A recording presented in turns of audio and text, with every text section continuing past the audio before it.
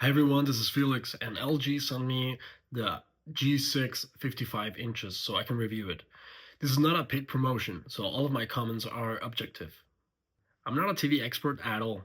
I just like technology. And I want to show you a first impression from the point of view of a regular person. But what can I say? This TV is amazing, but let us start from the beginning. This is a version with the stand. There's also a wall-mounted version. That doesn't mean that you cannot mount this one on the wall. One thing I hadn't seen on other TVs is that you can adjust the height on two different positions.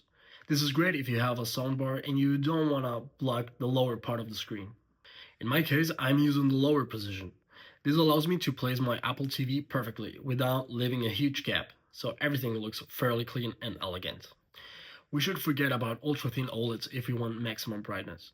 This year the TV is noticeably thicker, but that is probably necessary to fit the new panel and to dissipate heat properly. On the back, we have several covers to guide and hide cables. This is a premium television, so everything is meant to look clean and seamless.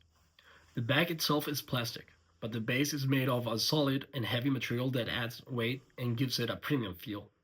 As you can see, I have Philips Hue lights installed, but I will talk about that later. One thing to keep in mind is that the lights run over the cable covers, so if you want to remove the covers, you also need to remove the lights. Let's talk about reflections. I currently live in Germany, so having a sunny day is quite rare.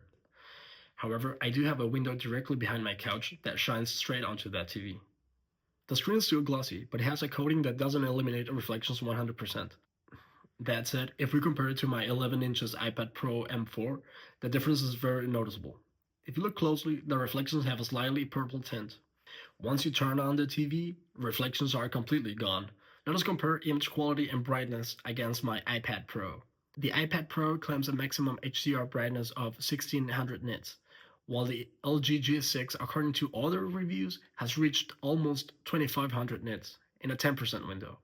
But how does it translate to real life? I tested different picture modes to get an image as close as possible to my iPad, and the mode that came closest was dynamic mode, with Dolby Vision enabled, with a few adjustments that I made that I'm showing you right here.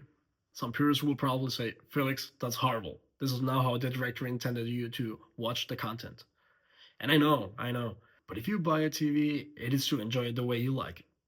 And this mode matched my iPad Pro colors.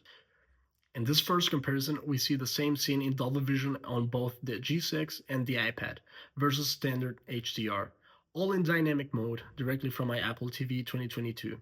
In Dolby Vision, the image looks almost identical, but the highlights are clearly brighter on the G6.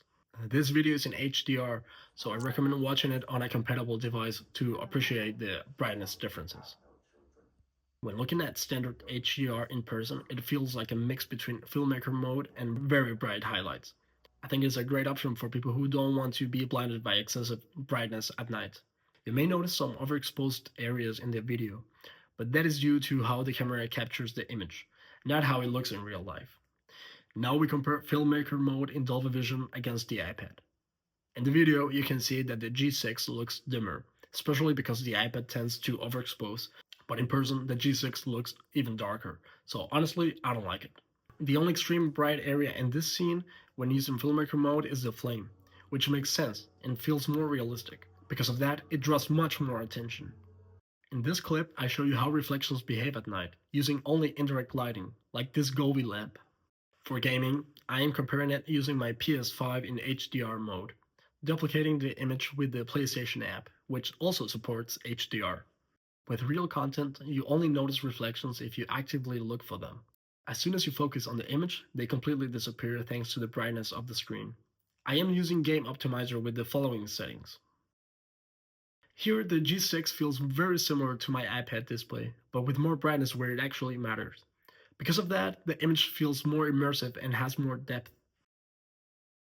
Next, we move on to a comparison with all the lights turned off, and also how the display behaves when showing a full wide image in HDR. This is the only situation where the iPad Pro still beats the G6, since it maintains a brighter full screen image. However, as soon as we move to smaller areas that require high brightness, the G6 clearly wins.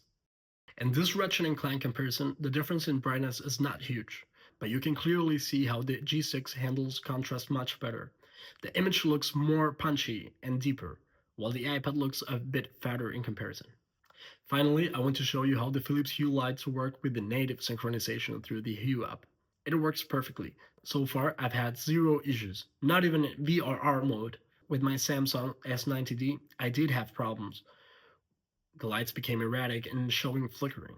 That doesn't happen here at all, and transitions are smooth and fluid.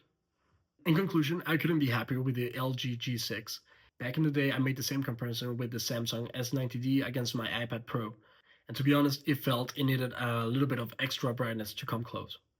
If you have any recommendations, leave them in the comments. I will also be happy to answer all your questions. See you next time.